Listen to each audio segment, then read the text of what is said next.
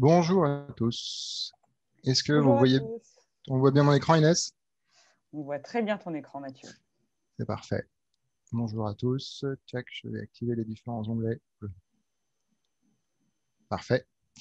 Je suis très content de vous retrouver. On avait déjà participé au premier, alors, conversation. Voilà, parfait.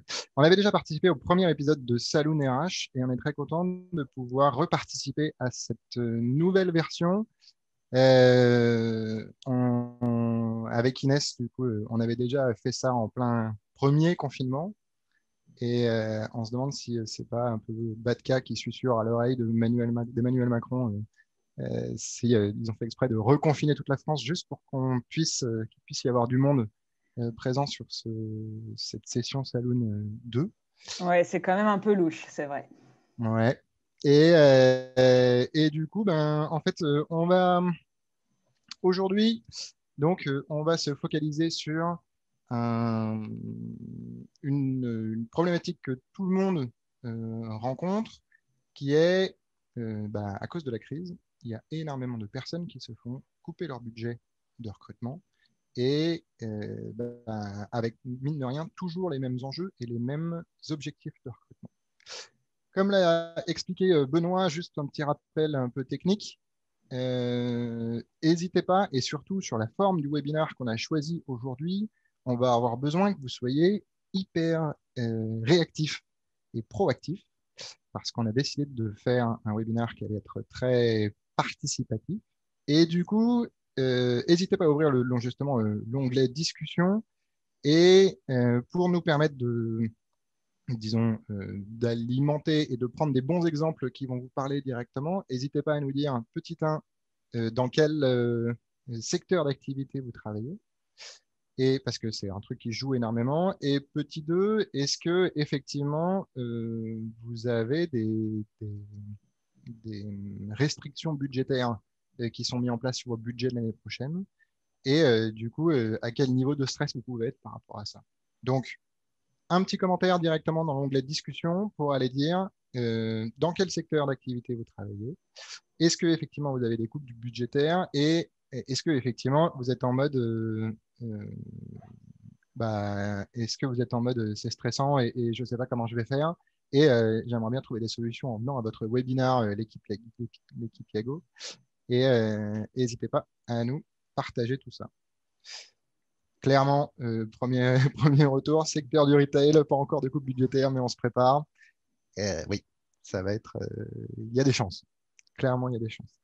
N'hésitez pas à nous dire s'il y a des moments où ça bug et si vous ne nous entendez pas. Moi, j'ai l'onglet clairement discussion ouvert en plein devant les yeux.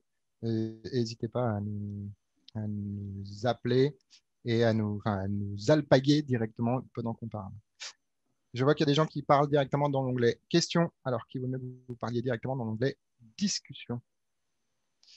Mais on vous lit quand même. Mais on vous Donc, lit quand même, tout c'est va bien. l'avantage. Euh, Alors, j'ai la chance, comme d'habitude, d'être accompagné d'Inès Plock. Inès Plock, c'est la star du marketing. C'est elle qui arrive à fédérer toutes les communautés de recruteurs qui sont sensibles à notre proposition de valeur. Je te laisse te présenter rapidement, si tu veux. Yes. Donc, bonjour tout le monde. Du coup, je m'appelle Inès. Je m'occupe du marketing et de la communication chez Yago, avec voilà, pour objectif de faire connaître Yago, de faire connaître, savoir ce qu'on fait, et puis surtout essayer de comprendre au mieux les besoins et les enjeux des équipes de recrutement pour pouvoir y répondre de façon adéquate. Yes. Et moi, du coup, je suis Mathieu Penet, je suis le fondateur de Yago, je suis le joyeux capitaine de cette équipe de 15 personnes euh, qui essaye de faire bouger les lignes sur le fait de faire en sorte que les candidats et les recruteurs se comprennent un peu mieux à travers les process de recrutement. Alors, on vous a concocté un webinaire un peu particulier. Je vais laisser la main à Inès Tchak pour présenter vraiment le principe qu'on vous a défini aujourd'hui. Mais on a essayé de vous construire un truc où en fait, on avait un peu marre des webinars très classiques. C'est très descendant et où, en fait, souvent, les gens sont très passifs. Et du coup, on a réfléchi à vous construire un nouveau concept. Voilà, et pour ça, avec Mick, côté market chez nous, on s'est un peu craqué, mais on s'est rappelé de notre enfance où on avait le fameux bouquin, le livre dont vous êtes le héros, où c'était en fait du coup le lecteur qui prenait les décisions d'action du héros, et ça a influencé la suite du bouquin, et c'est ce qu'on a vu aussi dans les séries d'ailleurs dernièrement. Bref, voilà, aujourd'hui, on part sur le webinaire dont vous êtes le héros. Et l'objectif, c'est, comme disait Mathieu, de garder l'interaction, de coller au plus près à vos enjeux, à vous. Et en fait, c'est vous qui avez décidé du déroulement du webinaire. Donc, nous, on a prévu plusieurs options. Et voilà, sachant qu'il y aura un seul chemin dans la présentation, même si après, vous pourrez récupérer la présentation où là, vous aurez les différentes options. Yes. Merci. Vous allez voir, le but, c'est vraiment que vous puissiez, disons, avoir vraiment la main sur tout le déroulé du webinaire. Un petit point juste rapide pour présenter Yago quand même en l'espace de 2 minutes et demie, parce que en fait, notre approche, elle est très simple. On a fait un constat avec Yago il y a plus de 4 ans maintenant, qui est que les objectifs d'un candidat et le job d'un recruteur ne sont pas du tout alignés. Un candidat, quand il postule dans une boîte, il aimerait bien pouvoir être considéré comme un vrai humain, respecté en tant que personne. Et la plupart du temps, quand il postule, eh ben, en fait, le recruteur qui va recevoir son CV, le job du recruteur, c'est de staffer le plus vite possible le poste, mais ce n'est pas forcément d'aller considérer et respecter chacun des candidats.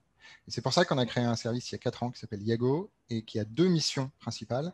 La première, c'est en soutien du recruteur et donc d'être vraiment l'assistant personnel du recruteur pour aller répondre personnellement à tous les candidats que le recruteur ne va pas retenir et de lui apporter une réponse qui va lui montrer justement toute la considération et tout le respect qu'il attend. On va même jusqu'à aller donner des conseils à chacun des candidats pour améliorer son CV et l'aider dans cette période un peu angoissante qui est justement la recherche d'un job. Et au passage, on va aller constituer des viviers pour nos clients en fonction de leurs enjeux de recrutement.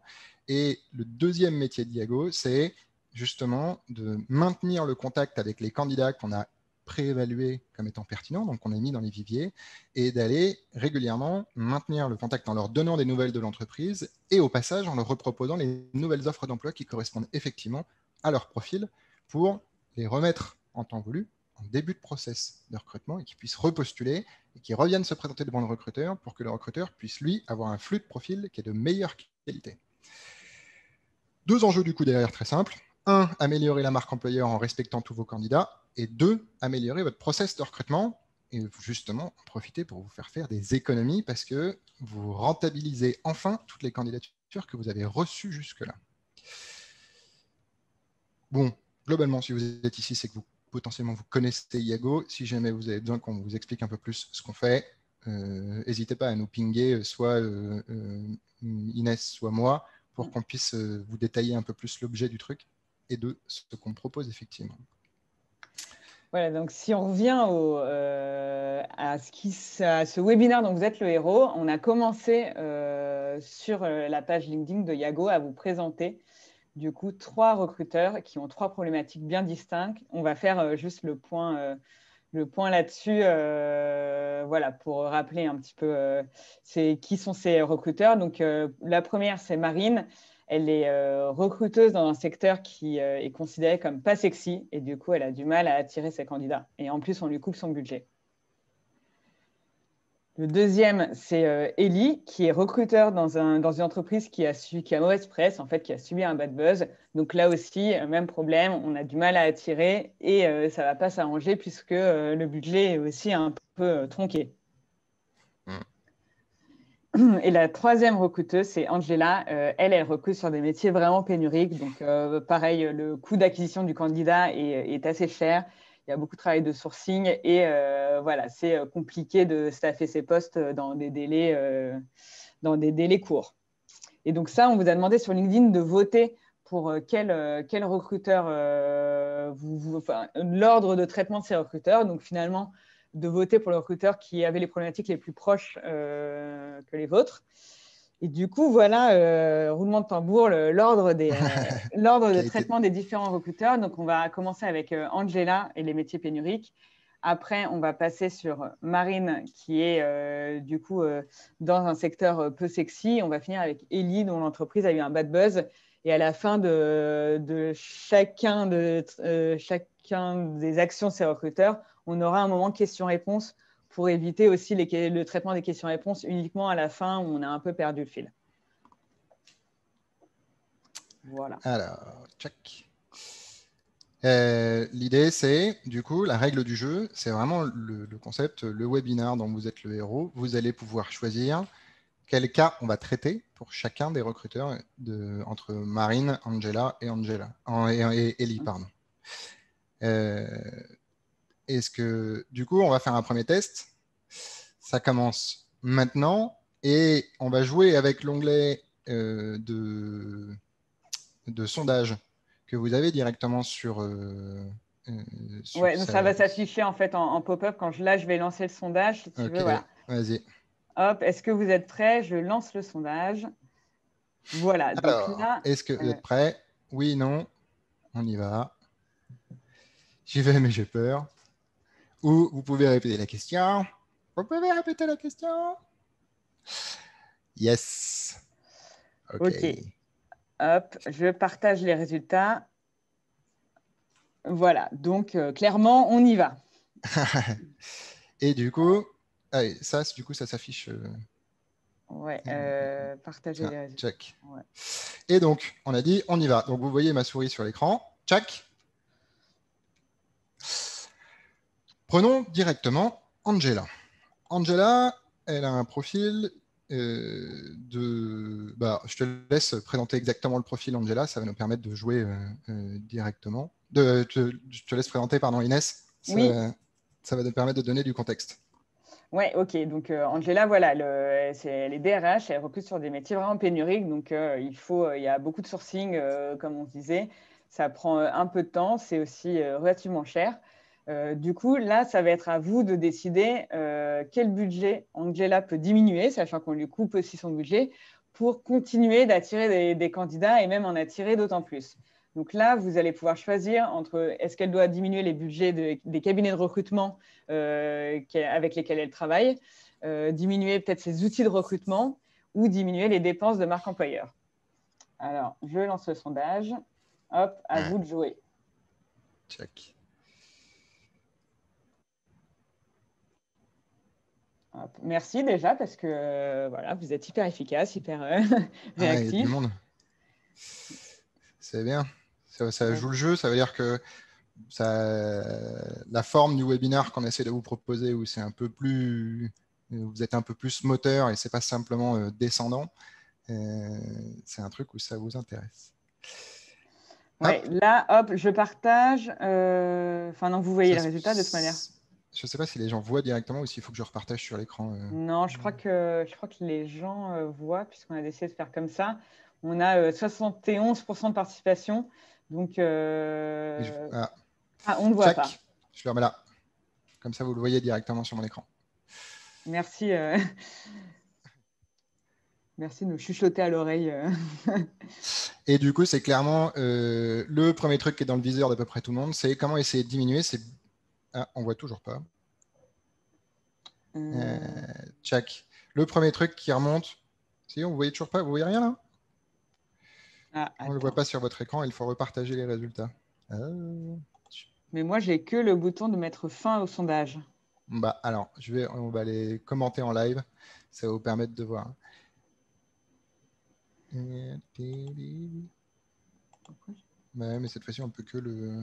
Ah non, c'est peut-être que mettre fin à la période de sondage et après, tu peux partager. Ah, attends, mettre fin au sondage. Ah oui, ok, pardon. Excusez-moi. On y arrive. Donc, le grand gagnant, c'est le premier truc qui est un peu dans le viseur de tout le monde. C'est comment diminuer ses coûts de cabinet de recrutement très largement devant les outils de recrutement, raboter les outils de recrutement ou raboter la marque employeur. On attaque. Tu peux... C'est toi qui cliques du coup sur les cabinets de recrutement. Ouais. mais oui, pardon, chaque fois, il faut que je vire là. Et donc, je clique sur les cabinets de recrutement. Et ceci nous amène sur toute une méthodologie qu'on a définie avec Inès et Mick sur justement comment on va essayer de répondre à cette problématique. Vous imaginez le travail qu'on a dû faire, c'est qu'on a fait exactement le même travail sur les deux autres problématiques que vous ne verrez pas aujourd'hui. C'est-à-dire sur comment aider les recruteurs à diminuer les budgets sur les outils de recrutement ou diminuer les budgets sur la marque employeur. Dans la méthodologie globale, il y a à chaque fois, ce qu'on a mis en place, c'est une démarche de 1 de diagnostic, 2 d'analyse, je crois que c'est... Oui, ça doit être ça. Et après, les actions qu'on va pouvoir mettre en place. Pour diminuer, pour justement analyser comment ça se passe sur sa partie cabinet de recrutement, on a imaginé un scénario. Angela a embauché l'année dernière 20 candidats grâce à des cabinets de recrutement. On a pris un budget moyen dans le calcul, c'était donc 13 500 €, check, x 3. Un cabinet de chasse, en moyenne, va vous prendre 30% du salaire annuel d'un candidat. Et du coup, on a pris une estimation basse, mais quand même, ça permet d'avoir des vrais chiffres, d'un salaire brut à 40K. Et on a pris un tiers de ça. C'est donc le fees que va vous prendre le cabinet de chasse. Si on le multiplie par 20 candidats, ça coûte 270 000 €. Le but du diagnostic à essayer d'aller faire, c'est d'aller regarder exactement combien vous avez dépensé pour vos cabinets de chasse. N'hésitez pas, du coup, moi j'ai l'onglet devant les yeux de discussion à ouvrir. N'hésitez pas si vous avez des questions par rapport à cette méthodologie et par rapport à cette approche, à en parler directement dans l'onglet discussion. Donc du coup, d'essayer d'aller réellement analyser combien en budget on avait investi dans les cabinets de chasse et quels étaient exactement les candidats qui avaient été embauchés grâce à ces leviers. L'idée est simple. Check. Les arbitrages qu'on peut aller faire, qu'on peut aller remonter suite à cette analyse, on va remonter un certain nombre de pourcentages, un pourcentage de candidats. Donc, on a dans la projection qu'on a pu faire, 40%, soit 8 des candidats embauchés avaient déjà postulé dans l'entreprise par eux-mêmes par le passé, parce qu'ils étaient déjà dans l'ATS. Donc, le but, c'est, dans l'arbitrage qu'on va aller faire, c'est d'aller remonter sur les candidats qu'on a effectivement recrutés par cabinet de chasse, de pouvoir aller se dire, OK, quel est le volume d'argent auquel ça correspond, que j'aurais pu m'épargner si j'avais mis en place d'autres leviers. L'analyse, elle doit se faire sur différents axes. Petit 1, quels étaient les candidats qui étaient déjà dans mon ATS? Ça, c'est assez facile à aller faire. C'est une simple requête directement dans vos ATS qui vous permet d'aller remonter si oui ou non est-ce que le candidat avait déjà fait un acte de candidature chez vous. Petit 2, est-ce que, ça c'est plutôt une enquête empirique qui doit aller se faire, c'est est-ce que le candidat qui a été apporté par un cabinet de chasse, est-ce qu'il n'était pas déjà en contact avec plusieurs autres personnes de la boîte qui auraient pu potentiellement le coopter ou lui proposer en tout cas de rejoindre l'entreprise. Dans l'arbitrage qu'on a vu, c'est des cas pratiques qu'on a déjà constatés avec des entreprises. Souvent, on est à peu près dans ces eaux-là. 40% des candidats qui sont arrivés par des cabinets de chasse, en fait, avaient déjà été en contact avec l'entreprise. On n'est pas du tout là pour dénigrer le travail qu'un cabinet de chasse peut faire pour aller redraguer un candidat ou pour aller remontrer de l'intérêt donner de l'intérêt à un candidat pour rejoindre une entreprise dans laquelle il avait été déjà un peu déçu par sa première expérience. On est juste en train de se dire, OK, par quel autre moyen on aurait pu s'économiser? Et économiser, c'est 108 000 € qu'on vient de constater. Du coup, l'approche, elle est très simple. C'est quand même 40% d'un budget de chasse annuel. On se dit, OK, si on essaye de regarder de le faire à plus grande échelle, on essaye d'avoir une équivalence de mode de fonctionnement qu'on pourrait mettre en place pour être capable de compenser ou de ne pas avoir à dépenser ces 108 000 euros qu'on aurait pu s'épargner. Donc, dans les axes de propositions qui sont faites, il y a vraiment une première partie qui est mettre en place une vraie logique de vivier et de maintien de la relation dans le temps avec les candidats.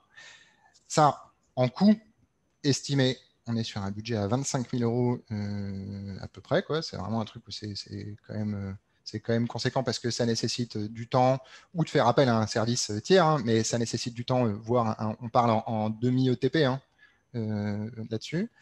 Et potentiellement la mise en place d'une vraie politique de cooptation avec un outil. Bon, c'est pas parce que c'est Batka et Kikopt qu'organise l'événement, mais il y a quand même un truc de la mise en place de la cooptation est souvent un vrai levier d'économie pour les entreprises et d'économie de contournement de budget de cabinet de chasse. Hein. C'est vraiment ça ce qu'on cherche à cibler avec ce cas pratique-là, parce que capitaliser sur vos collaborateurs pour aller chercher des nouveaux candidats, on l'a mis dans la ligne là, on a mis outils plus les primes. Parce que mine de rien, surtout sur des profils pénuriques, comme, je sais pas, des techs, clairement, c'est souvent ce qui est ciblé le plus, donc des profils techniques côté DSI, on n'attire pas des mouches avec du vinaigre, hein, ça vaut le coup d'aller mettre en place une politique de primes assez agressive, parce que l'acquisition de candidatures pertinentes par de la cooptation, quand on réfléchit, eh ben, en fait, très souvent, les équipes de recrutement sont très timorées à l'idée de se dire il faut que je mette que 500 euros de prime pour pouvoir aller chercher des candidats pertinents, alors qu'en vrai, en relatif, par rapport à l'argent dépensé pour aller attirer un candidat qui est effectivement pénurique, on peut monter facilement jusqu'à 3 000 euros tout en gardant une opération parfaitement rentable. Et du coup, c'est pour ça qu'on l'a évalué à 40 000 euros par an entre la mise en place d'une politique de cooptation plus les primes pour aller chercher ces profils.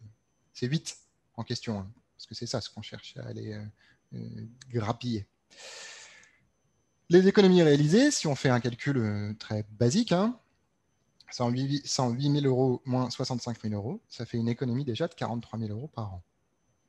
Juste avec une simple démarche de diagnostic de savoir combien est-ce qu'on a dépensé en cabinet de chasse, d'évaluer qu'est-ce qui aurait pu être contourné comme budget et comment est-ce qu'on aurait pu faire autrement pour attirer ces candidats-là, et les actions pratico-pratiques à mettre en place, en fait, on va déjà aller économiser plus de 40 000 euros.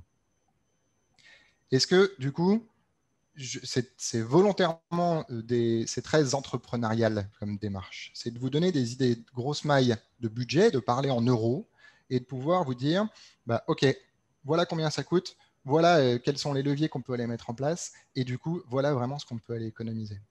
N'hésitez pas, hein, toujours l'onglet discussion, l'onglet questions, à aller rebondir, à aller dire si vous avez déjà testé ce genre de choses, et aussi ça fait partie des choses où ça vous paraît complètement illusoire de mettre en place ce genre de choses. N'hésitez pas, des remarques, insultes et rex divers et variés. Ça sera juste après, là, quand on passe à l'échange questions-réponses. C'est intéressant pour nous pour justement alimenter le débat. Ouais. Pour vous donner un feedback très pratico-pratique de ce truc-là, quand on discute, donc en tant que quand il y a une direction du recrutement, il y a souvent un premier plafond à aller passer sur aller convaincre des DRH des DRH, voire même des directions, que la prime de mettre en place une vraie prime de cooptation assez agressive, c'est un sujet qui fonctionne. On est un peu confronté à deux mondes très simples, hein, quand on parle notamment, encore une fois, sur les profils de développeurs. On a déjà vu chez nous, chez Yago, des directeurs de recrutement être un peu démunis face à des CODIR qui refusaient la mise en place de cooptation un peu agressive sous couvert de pas vouloir, d'idéaux très humains où ils voulaient que les salariés aillent d'eux-mêmes pousser les candidats à d'eux-mêmes faire de la cooptation juste par pur idéaux et bienveillance par rapport à leur propre employeur.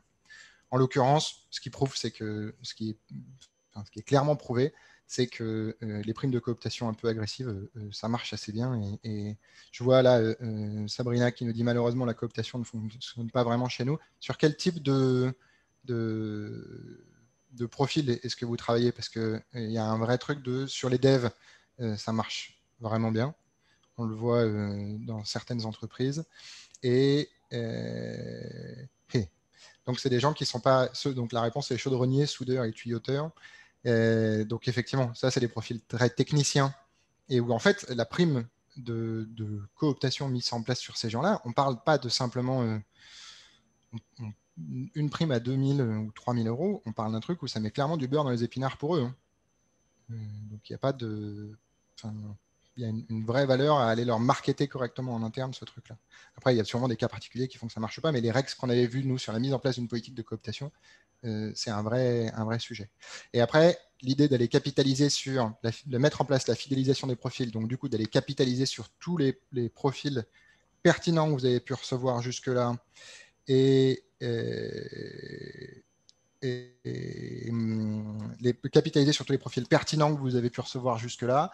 C'est un truc où, en très grosse maille, imaginons sur les 20 candidatures 20 candidats que vous avez acquis par cabinet de chasse, et bien qu'en fait vous avez reçu, je sais pas, 20 000 candidatures par an. Aller fidéliser les profils qui sont pertinents dans cette démarche-là, c'est un vrai levier d'économie. Rien que nous, avec Iago, on permet de faire bénéficier à nos clients c'est un coup de rabot sur leur budget d'acquisition de candidats qui est déjà de l'ordre de 15%, ce qui est assez gros. Mais juste mettre en place une politique de fidélisation de profil, c'est une vraie démarche derrière. Un commentaire, c'est en place chez nous depuis plusieurs années, on se rend compte que c'est un plus, mais ce n'est pas le moteur essentiel. Comme vous le dites, il y a une bienveillance pour attirer les bons profils dans la structure. C'est vrai que s'il y a, et c'est un cas qu'on va voir un peu après sur les autres profils, si l'ambiance est complètement exécrable dans la boîte, même si vous mettez une prime de cooptation qui est scandaleusement haute, les gens ne voudront pas se porter caution auprès de leurs proches ou auprès de leurs relations professionnelles pour aller être promoteur de l'entreprise. J'ai traité un peu les questions au fur et à mesure qu'elles arrivaient. Je me refais remonter les bretelles parce que je suis trop bavard. Alors, on va passer directement au profil d'après. Alors, le profil d'après, donc c'est Marine, qui est responsable de recrutement dans un secteur considéré comme peu sexy, peu attractif. Notamment, là, on va prendre le cas précis des jeunes diplômés. Du coup, voilà, la question, c'est comment aider Marine à attirer des jeunes diplômés. Et on vous propose trois actions à mettre en place. Donc, étudier sa cible pour savoir ce qu'elle veut, donc ce que veulent les jeunes diplômés, aller là où se trouvent les jeunes diplômés et capitaliser sur les jeunes collaborateurs. Donc, c'est vraiment trois actions dont l'objectif est d'augmenter l'attractivité tout en n'augmentant pas, voire en gérant une baisse des budgets. Pardon. Alors, je vous envoie, hop, je vous mets le deuxième sondage, du coup. Lancez le sondage. C'est parti. Normalement, vous y avez accès. Super, merci encore une fois pour votre réactivité. Alors, j'attends un peu. Ça se bat. Ouais. Ça se frite un peu sur les trucs. Quoi qu'il arrive, même si on n'a pas on ne traite pas directement tous les cas, hein, on vous donnera les autres cas, les différentes solutions traitées, parce que comme pour préparer ce webinaire, on a essayé de vous proposer des pistes concrètes pour chacun de ces axes. On va en traiter que un pendant le webinaire, mais Oh là là, égalité, qu'est-ce qu'on fait? vas-y, je te laisse montrer Ouais. directement. Égalité Donc, parfaite. égalité entre étudier sa cible pour savoir où elle est et aller là où il se trouve ou capitaliser sur ses jeunes collaborateurs. Tu préfères quoi, Inès Plock? Je préfère... On peut faire aller là où il se trouve, peut-être. Ok. Ouais, sachant qu'à chaque fois, enfin, tout est, il n'y a rien qui est faux, quoi. Donc c'est, voilà, Il y en a répondre un qui à... nous voit venir à un grand pas. J'hésite vraiment entre les deux premières. C'est vraiment la bataille entre soit du sourcing, soit de l'outbound. Exactement. Et Hop, on va j'arrête le essayer de traiter un peu les partage. deux. Tu m'as dit quoi? Tu Je voulais t'ai dit la que... 2. Ok. Hop. Check. Ouais, on va faire recompter les votes là, c'est louche. C'est la mode. Il y a des votes par Ouais, on correspondance, peut traiter blabla. effectivement, on peut traiter les deux rapidement. Ouais. Alors, en fait, sur un métier pas sexy, enfin, un secteur peu sexy. Là, clairement, on parle de trucs qui. J'ai vu croiser des recruteurs dans l'industrie du tabac. Bah, en fait, ils galéraient quand même pas mal pour aller recruter. Donc, il y en a plein. Là, j'imagine. Pour info, oui, ok, il faut que je me dépêche. Bon, je vais aller très vite. Et du coup, attirer des candidats dans des secteurs vraiment pas sexy, il y a plusieurs trucs qu'il faut aller regarder. Petit 1, le nombre de candidatures qu'on reçoit par poste. Petit 2, la durée moyenne. Ce sont des infos qu'on a facilement, on vous a mis que des diagnostics qui sont facilement récupérables de vos ATS. Le but étant de ne pas aller vous pousser à aller faire des requêtes et des enquêtes dans tous les sens qui vous prennent énormément de temps. Le but est simple, être capable d'aller savoir de manière précise et de savoir comment aller chercher les candidats et comment aller poser les bonnes questions et aller attirer correctement les candidats. Je vais remélanger avec étudier sa cible pour savoir pour savoir ce qu'elle veut exactement. Mais un des points qu'on avait remonté de l'autre côté, c'est sur tous les recrutements qu'on a pu faire, c'est de savoir quels étaient vraiment les leviers d'action et quels étaient en fait, on parle d'éléments déclencheurs d'achat en marketing. Là, on est sur des éléments déclencheurs de candidature et du coup de pourquoi est-ce qu'à la fin ils ont accepté d'aller jusqu'au bout du process. Donc, ça vaut le coup d'aller demander aux candidats qu'on a déjà intégrés dans l'entreprise.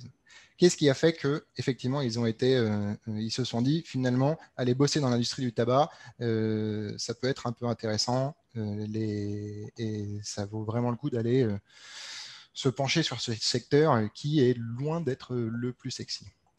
Et du coup, il y avait deux choses, c'est comprendre quels sont les leviers d'action et de valeur directement chez les candidats. En allant demander directement aux gens qu'on a réussi à aller attirer et en allant aussi analyser avec eux où est-ce qu'ils avaient vu l'annonce et qu'est-ce qui a déclenché chez eux. Un des exemples qu'on a vu et qu'on a trouvé assez pertinent, c'est pour cibler notamment les jeunes. On prend Marine qui s'est créé un compte Instagram dédié et en fait sur lequel elle fait de la marque employeur et elle va les toucher directement. On parle comment il s'appelle, chez Synergie, un cabinet d'intérim qui, pour aller toucher une population jeune, sont clairement allés sur TikTok. Il y a eu pas mal d'articles sur le sujet. Ça, c'était suite à des analyses assez poussées qu'ils ont pu faire sur comment est-ce qu'on va pouvoir aller toucher notre bonne cible. Et ils sont juste allés demander à leurs intérimaires les plus jeunes qui correspondaient exactement à leur cible, comment ils sont arrivés jusque-là et ce à quoi ils étaient réellement attentifs. Donc, le point, c'est, encore une fois, toujours cette démarche très simple, hein, diagnostic, arbitrage et quelles sont les actions qu'on peut aller en découler.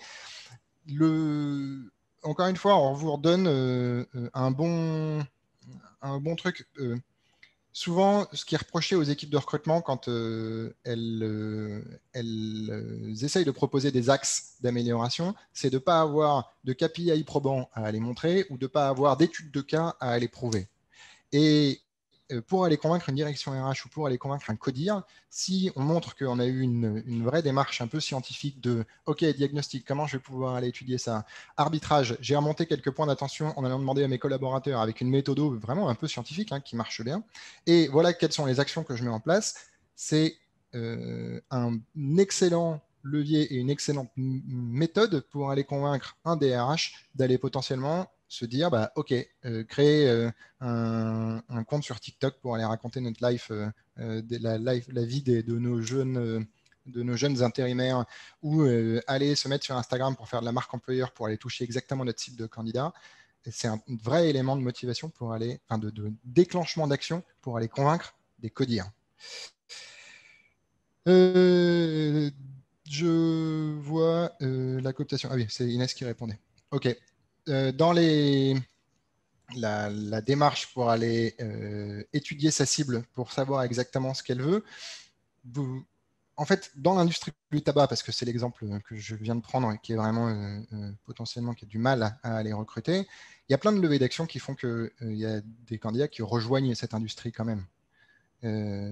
Et qu'on cautionne humainement ou qu'on ne cautionne pas, voilà, il y a un truc de pourquoi est-ce que certains candidats acceptent de rejoindre cet écosystème-là. Et ça, c'est hyper important pour les équipes RH ça a été hyper important pour les équipes RH de Philippe Maurice d'aller effectivement analyser comment ça se passait. C'est duplicable sur n'importe quel secteur. Aller s'appuyer sur les candidats et aller s'appuyer sur les candidats, les nouveaux salariés qui correspondent à votre cible, et aller s'appuyer sur aller comprendre auprès des candidats qu'est-ce qui a déclenché le fait que oui, ils postulent et qu'ils aillent jusqu'au bout du process. C'est vraiment en leur posant la question et en allant utiliser les bons canaux.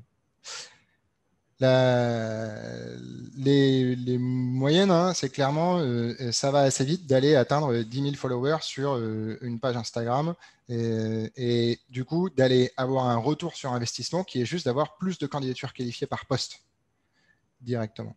Je vois que le temps file. N'hésitez pas à me poser des questions derrière. Inès m'avait prévenu en début de webinaire que j'allais être beaucoup trop bavard sur chacun des sujets et qu'il faut que je me dépêche. Mais le point, c'est vraiment la démarche scientifique pour aller convaincre un codir d'aller déclencher du budget pour aller faire telle ou telle action. C'est le levier que je vous conseille par rapport à ce pied-là. N'hésitez pas si vous avez des questions par rapport à... S'il y en a qui sont dans... Effectivement, je vois, il y avait dans les secteurs d'activité dans lesquels vous travaillez, il y en avait plusieurs qui étaient dans l'informatique ou des secteurs très industriels. N'hésitez pas à... Est-ce que vous avez déjà tenté ce genre d'approche? Est-ce que vous avez déjà fait ce genre de démarche un peu scientifique pour aller comprendre un peu mieux la population de candidats que vous cherchez à adresser? Et plus que ça soit simplement vos propres intuitions qui aillent porter vos convictions et vos nouveaux projets d'attractivité. N'hésitez pas, on essaiera d'y répondre au fur et à mesure. Comme je voudrais qu'on puisse couvrir les trois types, je repasse la main à Inès pour aller avancer sur ce truc-là, sur le troisième. Ok, donc le troisième recruteur, c'est Ellie, qui est TAM dans une entreprise qui a mauvaise presse, donc qui a eu un ou plusieurs bad buzz. L'objectif, là, pour lui, c'est voilà, comment se remettre d'un bad buzz, donc attirer des candidats qui sont dans sa cible, sans dépenser des millions d'euros, sans disparaître, changer de nom, etc. Donc, on va vous proposer 3 actions distinctes. La première, c'est assumer et créer une opportunité à partir de cette situation.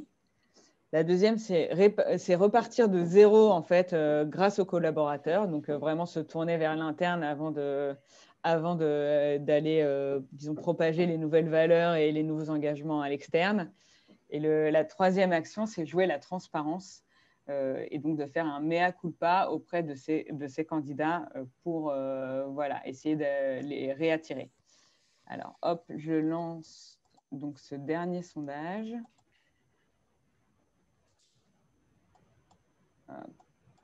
Lancer le sondage.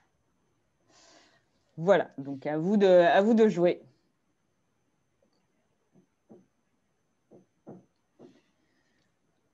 Ok, donc pour l'instant, la première action Allez, faveur A, avec une grosse remontada de jouer la transparence.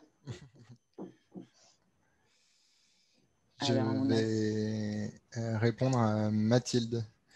Le côté réseau d'école et pour être en lien avec les étudiants, c'est clairement un truc qui marche. Après, ce qui est intéressant, c'est le côté campus management. C'est un truc souvent qui se fait challenger parce que comme c'est de l'investissement de communication, quand il y a certaines écoles qui augmentent leur budget ou qui, et ben en fait, on se retrouve souvent à devoir arbitrer en fonction des écoles et il y a comme sur les gros salons de recrutement d'étudiants, c'est souvent assez dur d'y voir clair sur qu'est-ce qui a effectivement apporté le ROI. Et du coup, encore plus demander à ces candidats. Pardon. T'as partagé déjà? J'ai partagé les résultats. Donc, c'est la dernière action qui est donc jouer la transparence et faire un mea culpa auprès de ces candidats. Très bien. Donc, on va cliquer sur jouer la transparence et faire un mea culpa auprès de ces candidats. On va prendre un exemple très concret. Il y en a plusieurs des boîtes qui se sont fait retoquer, qui ont eu une très mauvaise image. Là, récemment, il y a Ubisoft qui s'est fait un peu jeter en pâture sur la place publique. Il y avait des histoires de racisme chez le slip français. Il y a des trucs qui ont clairement entaché la boîte et qui, du coup, ont fait couper court à pas mal de process de recrutement. Il y a quand même des bons indicateurs. Il y a à aller checker dans le temps. Et donc, le bon diagnostic, toujours pour reprendre la même démarche, hein, diagnostic, arbitrage et action, il y a quand même des bons indicateurs, genre le nombre de candidatures en moyenne par poste qui évolue, et il faut le prendre sur des périmètres bien précis. Les notes Glassdoor, la communication sur les réseaux sociaux que les candidats peuvent vous faire, tous les labels en question, les happy trainees et tous ces trucs-là qui, mine de rien, sont un peu biaisés, mais vous permettent d'avoir des bons feedbacks. Un bon indicateur qu'on donne aussi très souvent, qu'on demande à nos recruteurs d'aller regarder dans le temps, c'est le taux de candidature spontanée. Le taux de candidature spontanée vous donne un degré d'évolution dans le temps du nombre de l'attractivité de la boîte et des candidats qui ont envie de vous montrer de l'intérêt et qui ont envie de vous signifier que votre entreprise les intéresse.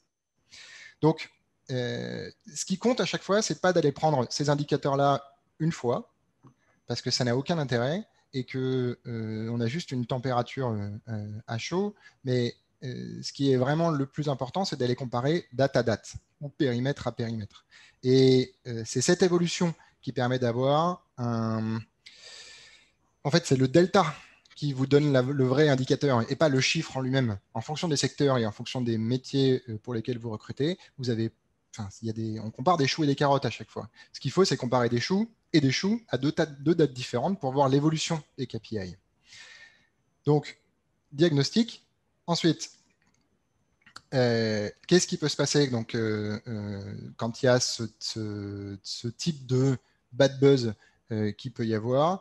Quel a été les retours qu'est-ce qu'a fait le slip français? Qu'est-ce qu'a fait comment on fait Ubisoft? Eh ben, ils ont plutôt joué effectivement la carte de la surcommunication avec leurs candidats pour aller justement dire qu'ils avaient pris le truc en compte. Occulter en termes de perception pour les candidats, c'est souvent et ne rien faire par rapport à une communication ou un bad buzz désastreux, c'est souvent pris comme de la négligence et du coup il y a un vrai sujet il vaut mieux jouer la surcom auprès de ces candidats et donc aller prévenir les candidats qui sont en process que ça n'a pas d'impact ou que du coup oui le problème a été pris en compte et que ça vaut le coup d'aller on travaille dessus quoi, il y a une vraie démarche parce que Ubisoft le disait, il le raconte eux-mêmes, hein, ils ont eu pas mal de candidats qui, suite au scandale qu'il y a pu y avoir, de candidats qui ont abandonné le processus de candidature et c'était aussi des candidats hyper bons, c'est juste que les candidats avaient complètement abandonné le process. Comme je dois aller vite. Donc, il y a la possibilité d'aller faire une communication très directe auprès des candidats par mail, ou dans les systèmes de fidélisation, d'aller clairement, quand on va maintenir le contact avec les candidats, d'aller leur dire directement, il s'est passé ça chez nous, voilà ce qu'on a mis en place, et de jouer la transparence et la communication. Mais de le faire sans se dire ça sera trop et au pire on va aller prévenir des candidats qui n'étaient pas vraiment au courant du truc. La prise en compte du problème et la bonne résolution en étant hyper transparent, c'est toujours un truc qui paye. Et c'est ce qu'ont fait toutes les boîtes qui avaient des... Pardon ? Ouais, c'est comme en fait en temps de Covid, c'est hyper important de dire, d'être transparent sur ok, qu'est-ce qui se passe pendant le process, qu'est-ce qui est modifié, et de la même façon de le mettre même sur le site carrière ou sur les différents réseaux sociaux, de dire voilà, il se passe ça, nous on a pris telles actions en compte et on va faire tant pour que voilà, vous ayez encore envie de nous rejoindre et que finalement le contexte n'influe pas sur le process de candidature. Exactement. Cette surcommunication, en plus, avec l'évolution du comportement des candidats que nous, on constate de plus en plus, ça va exactement dans l'alignement de continuer à parler à des candidats comme à des humains et comme à des êtres sensibles et responsables, et plus de leur parler simplement que comme une somme de compétences qui peuvent intéresser la boîte. C'est de maintenir cette relation de l'entreprise avec l'humain et du coup de lui donner la visibilité sur même des problèmes qu'il peut y avoir dans l'entreprise. Et c'est un truc qui est particulièrement apprécié en expérience de candidature. C'est un truc que nous, on constate tous les jours avec Iago, cette histoire de perception des candidats et de considérer un candidat comme un humain. Et du coup, c'est vraiment un truc que je vous invite à faire si jamais un jour ce genre de bad buzz puisse vous arriver, que ça soit que vous soyez déjà armé et que vous ayez déjà les bonnes pistes pour solutionner le problème. Je vais me faire monter les bretelles, il nous reste 1 minute. Du coup, quelques points pour vous, si vous voulez qu'on aille un peu plus loin ensemble. Quoi qu'il arrive, on vous enverra les 9 cas possibles qu'on a pu voir pendant qu'on avait préparé pour ce webinar, pardon. Et n'hésitez pas, clairement, vous voyez, en fait, on a essayé de vous faire un webinar qui soit le plus interactif possible avec cette petite Madeleine de Proust des histoires dont vous êtes le héros et vous aviez la main sur qu'est-ce qui allait se passer et comment ça allait s'organiser. Avec Inès, que ce soit Inès ou moi, on est clairement dispo pour prolonger les échanges en one-to-one et vous filer un coup de main sur améliorer l'expérience de candidature. Et après, potentiellement, vous donner plus de détails sur ce qu'on fait chez Iago, mais vraiment, l'idée, c'est de vous aider à mieux comprendre quelles sont les attentes de vos candidats et de mieux comprendre l'humain qui se trouve derrière chacun de vos candidats. Vous avez donc du coup la suite de Saloon RH qui se tient. Vous avez le lien qui est directement dans la discussion. N'hésitez pas sur LinkedIn à nous faire des feedbacks sur la forme, sur le fond, qu'on puisse continuer à échanger. Nous, c'est vraiment venu d'une envie de casser un peu les codes des webinars classiques. Et n'hésitez pas à nous faire des feedbacks, bons ou mauvais. Ça nous permettra d'essayer de continuer à casser les codes des webinars. Je remercie beaucoup Inès Bloch et Mick qui ont filé un coup de main pour la préparation et qui ont imaginé tout ce format. Et merci du coup à Plaisy et à Batka pour tout leur lien. Merci à tous et merci à vous de nous avoir écoutés pendant cette petite heure. Yes. Merci beaucoup Mathieu, merci beaucoup Inès et félicitations pour ce format qui est effectivement très intéressant. C'était vraiment une excellente idée de faire ce format interactif et merci pour la Madeleine de Proust, j'avoue avoir apprécié beaucoup moi aussi. Merci tout de suite, restez avec nous messieurs dames puisque nous allons passer à la conférence suivante qui sera faite par Roulest, comment être acteur de la transformation et relever l'enjeu de la performance RH grâce à la culture du ROI. À tout de suite et merci encore Mathieu et Inès. Au revoir. Au revoir. Au revoir.